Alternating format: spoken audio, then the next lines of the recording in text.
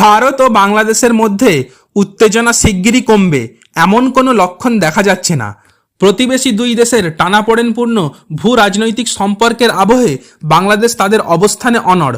2026 টি-20 বিশ্বকাপে ভারতের বদলে শ্রীলঙ্কায় নিজেদের ম্যাচ আয়োজনের দাবি জানিয়েছে তারা।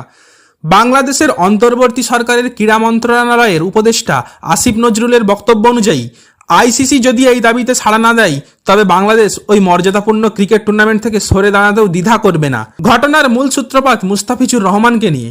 দর্শক, আপনারা জানেন যে 9 কোটি 20 লক্ষ টাকায় ফিজকে আইপিএল 2026-এর মিনি নিলামে কেনে কলকাতা। এরপরেই ভারতে এটার সমালোচনা হয়। চাপে পড়ে কেকেআর টিমকে বিসিসিআই এক প্রকার নির্দেশ দেয় যে মুস্তাফিজুরকে তাদের বাদ দিতে হবে এবং তার রিপ্লেসমেন্ট প্লেয়ার তারা ঘোষণা করতে পারে।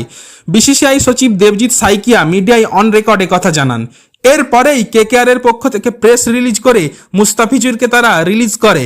এরপরেই বাংলাদেশের অন্তর্বর্তী সরকারের ক্রীড়া মন্ত্রণালয়ের উপদেষ্টা আসিফ নজরুল ফেসবুক পোস্টে লিখেছিলেন যে উগ্র সাম্প্রদায়িক গোষ্ঠীর কাছে নথি স্বীকার করে বাংলাদেশের ক্রিকেটার মোস্তাফিজুর রহমানকে দল থেকে বাদ দেওয়ার জন্য কলকাতা নাইট রাইডার্সকে নির্দেশ দিয়েছে ভারতের ক্রিকেট বোর্ড। আমি এর তীব্র নিন্দা ও প্রতিবাদ জানাচ্ছি। ক্রীড়া মন্ত্রণালয়ের দায়িত্বপ্রাপ্ত মন্ত্রী হিসেবে আমি ক্রিকেট কন্ট্রোল বোর্ডকে বলেছি তারা যেন আইসিসির কাছে পুরো বিষয়টি ব্যাখ্যা করে লেখে। বোর্ড যেন জানিয়ে দেয় যে যেখানে বাংলাদেশের একজন ক্রিকেটার চুক্তিবদ্ধ হওয়া সত্ত্বেও ভারতে খেলতে পারেন না, সেখানে বাংলাদেশের গোটা ক্রিকেট টিম বিশ্বকাপে খেলতে যাওয়া নিরাপদ মনে করতে পারে না।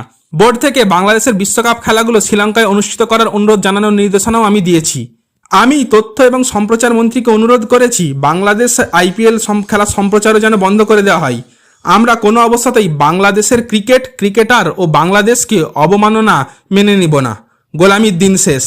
এরপরেই বাংলাদেশে আইপিএল সম্প্রচার বন্ধ রাখার নির্দেশ দিয়েছে সেদেশের অন্তর্বর্তীকালীন মোহাম্মদ ইউনূসের সরকার।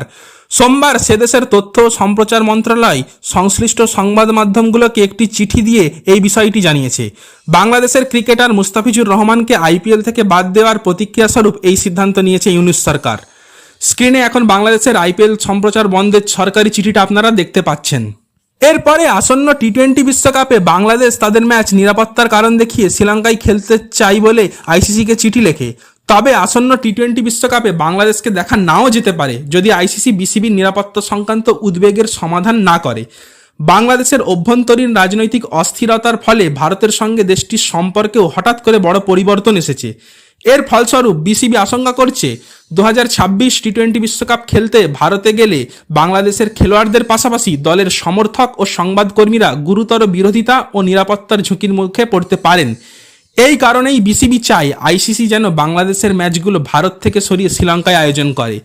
কিন্তু বাংলাদেশের ক্রীড়া মন্ত্রণালয়ের উপদেষ্টা আসিফ নজরুলের মতে বিসিবির আন্তরিক ও ধারাবাহিক প্রচেষ্টা সত্ত্বেও আইসিসি বিষয়টির মূল সমস্যাটি বুঝতে ব্যর্থ হয়েছে। তিনি মনে করেন আইসিসি যদি বিসিবির সঙ্গে আলোচনায় বসে বাস্তবসম্মত কোনো সমাধান প্রস্তাব না দেয় তবে টাইগার্সরা টি-20 বিশ্বকাপে অংশ নেবে না।